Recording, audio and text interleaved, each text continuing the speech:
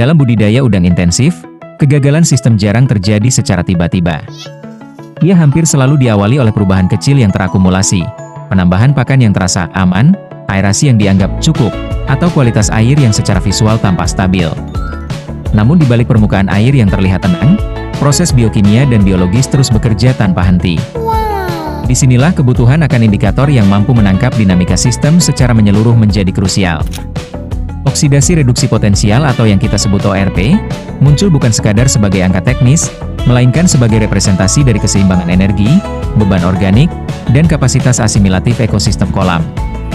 Memahami ORP berarti memahami batas nyata antara sistem yang masih mampu beradaptasi dan sistem yang mulai kelelahan, baik pada level lingkungan maupun fisiologi udang itu sendiri. Bahasan hari ini, kita mulai dari ORP, beban pakan, dan carrying capacity sistem budidaya udang. Dalam sistem budidaya udang intensif, kualitas air tidak dapat dipahami sebagai sekumpulan parameter terpisah, melainkan sebagai hasil interaksi simultan antara proses fisika, kimia, dan biologis. Pendekatan pemantauan modern menekankan pentingnya indikator integratif yang mampu merepresentasikan kondisi sistem secara menyeluruh. Salah satu indikator yang banyak dibahas dalam konteks ini adalah oksidasi reduksi potensial, ORP, yang digunakan untuk merefleksikan keseimbangan reaksi oksidasi dan reduksi di lingkungan perairan.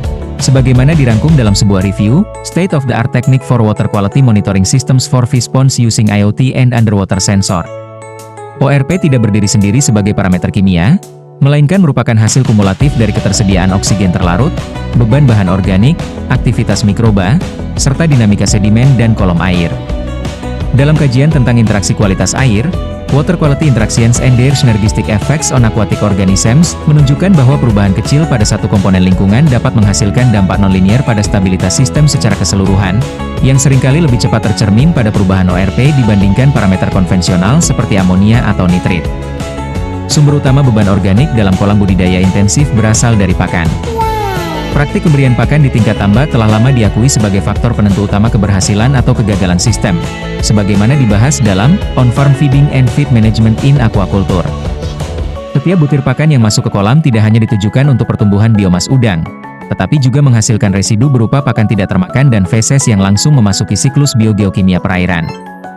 Ketika laju pemberian pakan masih berada dalam batas kemampuan sistem untuk mengasimilasi bahan organik, proses dekomposisi didominasi oleh mikroorganisme aerob.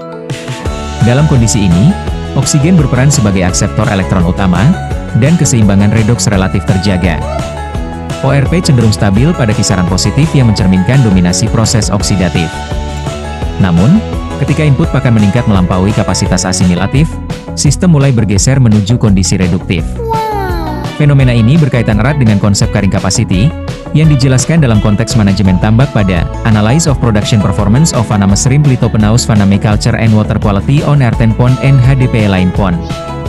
Penurunan ORP seringkali menjadi indikator awal bahwa beban organik telah melampaui kemampuan sistem untuk mengoksidasi senyawa tereduksi. Studi tentang profil kualitas air dan sedimen menunjukkan bahwa kondisi redoks sedimen memainkan peran penting dalam menentukan stabilitas kolom air, sebagaimana dibahas dalam Water Quality and Sediment Profile in Shrimp Culture with Different Sediment Redox Potential and Stocking Densities Under Laboratory Condition. Sedimen dengan potensi redoks rendah, berkontribusi pada pelepasan senyawa tereduksi ke kolom air, yang selanjutnya menekan nilai ORP.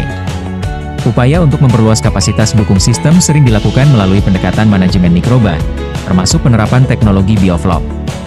Dalam penelitian berjudul Effects of Bioflocs on Water Quality and Survival, Growth and Immune Response of Shrimp, dijelaskan bahwa peningkatan biomasa mikroba heterotrof dapat mempercepat asimilasi nitrogen anorganik dan bahan organik terlarut. Keberhasilan pendekatan ini sangat bergantung pada keseimbangan antara input pakan, ketersediaan karbon, dan kapasitas oksigenasi sistem. Dalam konteks pemantauan modern, integrasi sensor dan sistem berbasis IoT semakin memperkuat peran ORP sebagai indikator operasional.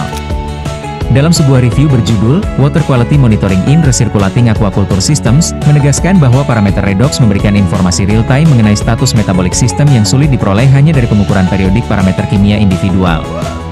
Dengan demikian, ORP berfungsi sebagai jembatan antara keputusan manajemen pakan dan respons ekosistem kolam.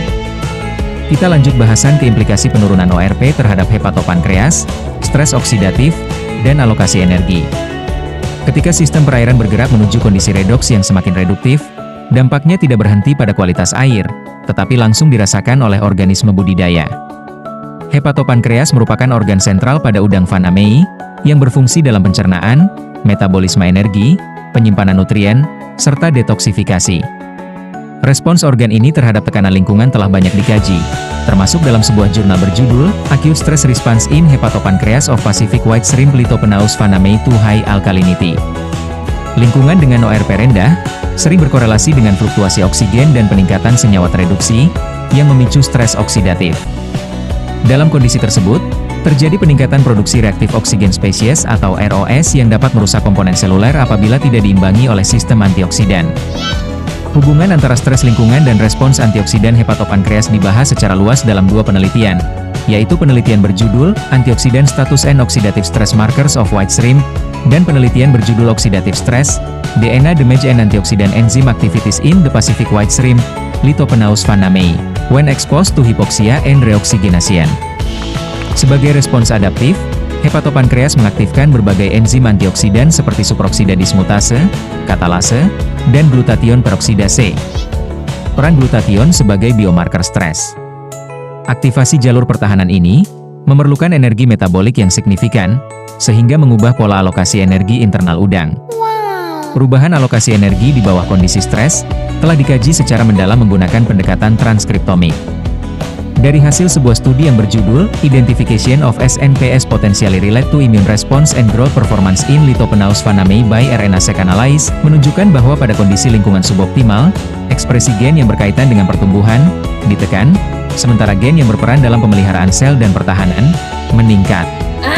Temuan ini mengindikasikan adanya pergeseran prioritas energi dari yang seharusnya untuk pertumbuhan menjadi energi untuk mempertahankan kelangsungan hidup.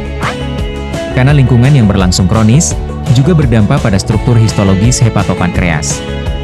Kerusakan jaringan dan perubahan morfologi pada sel tubulus disebabkan berbagai paparan stresor, termasuk kimia dan fisika.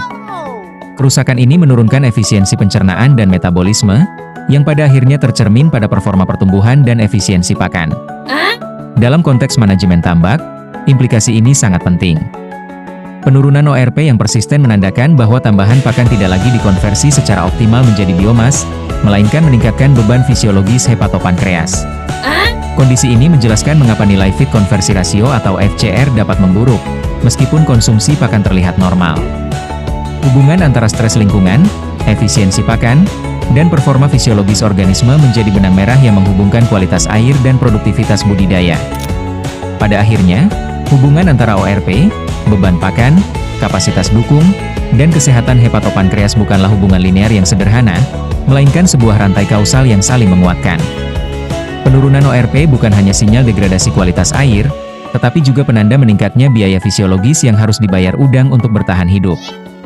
Ketika energi dari pakan semakin banyak dialihkan untuk detoksifikasi dan pertahanan seluler, pertumbuhan menjadi korban pertama yang terkompromikan. Oleh karena itu, membaca ORP bukan soal mengejar nilai ideal semata, melainkan memahami cerita di balik angka tersebut, seberapa jauh sistem telah dipaksa bekerja, dan seberapa besar beban yang sedang ditanggung hepatopankreas udang.